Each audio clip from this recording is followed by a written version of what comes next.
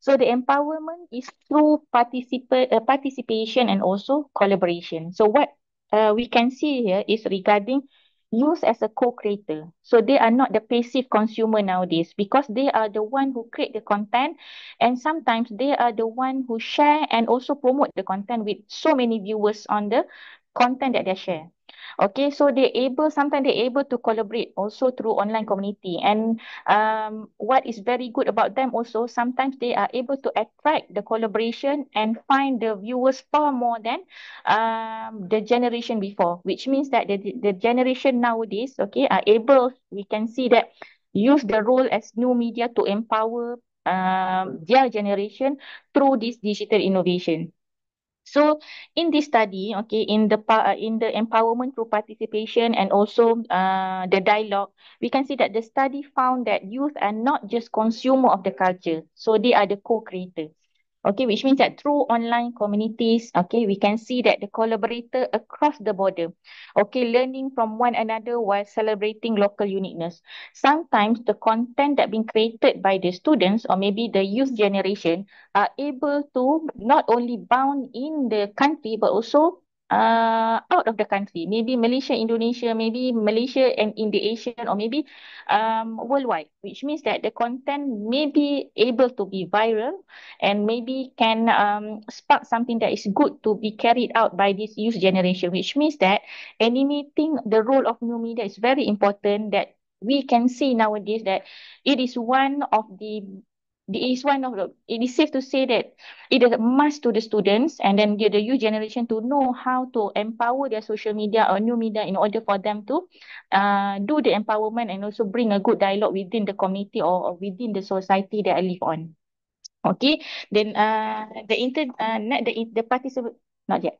Okay, so for this participatory culture, empower them, okay, also to take ownership of their heritage and express in their own terms. Okay, that is for empowerment. So what I also want to highlight regarding the dialogue empowerment by the youth is, interestingly, okay, new media is also bridging generational divides, okay, which means that when a young person, okay, if we admit it or not, okay, when a young person posts a TikTok about traditional dancer, so older family member often contribute by explaining its meaning, which means that, okay, for example, okay, so when some of the young generation post within the contemporary preservation about maybe Zapin dance, okay, and then maybe the older generation can relate to that content, which means that we can see that cultural engagement to the preservation is happen there. Okay, which means that by the empowerment of digital media,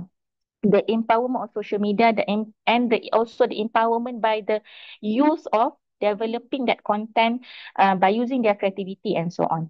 So this actually interaction can strengthen both bonds between generation, and also we can see that the reinforcement shared value culture, name it Malaysia, Indonesia, maybe Malaysia, Thailand, Malaysia, and so much other country that can relate not only through traditional dances, maybe to other tangible, also intangible cultural heritage. For example, foods, for example, song, for example, whatever that we can share our culture value within or outside the country. Okay, next.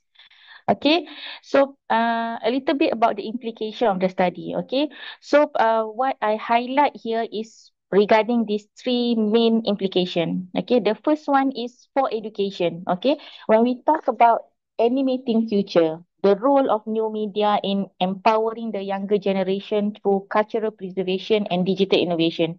So it will employ to the future education, which means that we are integrating the cultural content into digital learning projects. Okay, so in terms of this, okay, so when we highlight about youth empowerment for education, so we can see that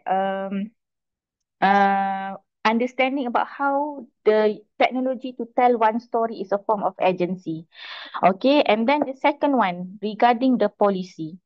So the policymaker and educator should recognize also the importance of integrating digital media strategy into cultural preservation effort, which means that we support the youth-led digital heritage initiative. Okay, so which means that instead of we are viewing the social media as a distraction, okay, maybe some of some of the people or maybe less of the community say that when we see social media as a distraction, actually we can harness it. Okay, it has a creative bridge between tradition and also innovation, which means that rather than we see it as a distraction, okay, actually we can empower it. Okay, empower it in terms of the content that we create, the quality of the content, how we use this to disseminate the information, and also the content that we create in order to harness or in order to what we call empower the generation. Okay, not only the younger generation but all the community and also the society.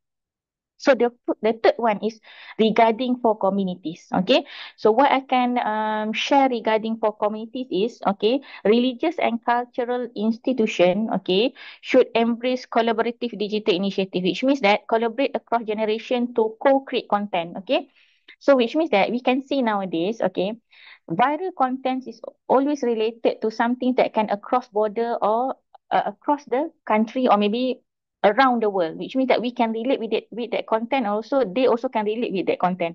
So which means that when we embrace that collaborative digital initiative, for instance online storytelling campaign, okay, maybe heritage based on hackathons or maybe virtual archive that led by young generation ataupun land young volunteers. So this initiative actually cultivate both pride and also what we call creativity of the young generation. Okay, next is a little bit more regarding the significance of the study. So the main idea here is the digital innovation ensure that technology serve the humanity, okay, which means that with ethics, okay, we have the guidelines do and don'ts of that, okay, which means that we implement also. So we are also as the educator, we not only animating future by using by using the new media as a role to empower the younger generation, but we are also implementing them with ethics and the way they use and how they create the content. Okay. And then in terms of the significance, so the broader message is this: in a world that we can see is increasingly driven by artificial intelligence, okay, nowadays AI, okay, we can see also by algorithm and also automation, okay. So what makes us human? Okay, so it is our stories, okay, what our stories are about, our values, our culture that we hold until now, okay, that become even more important for that. So the younger generation that we can see the significance of this as we empowered them by digital tools. Okay, they are not a passive recipient anymore. This generation is something that we have to embrace them as the creative contents that can empower their generation and also the next generation. So which means that they are animators of the futures, infusing timeless traditions with new meaning and giving cultural continuity, which means with a fresh and also vibrant life online. Okay, so in Malaysia Madani framework, okay, I touched a little bit about Madani framework in Malaysia, which emphasize value of compassion.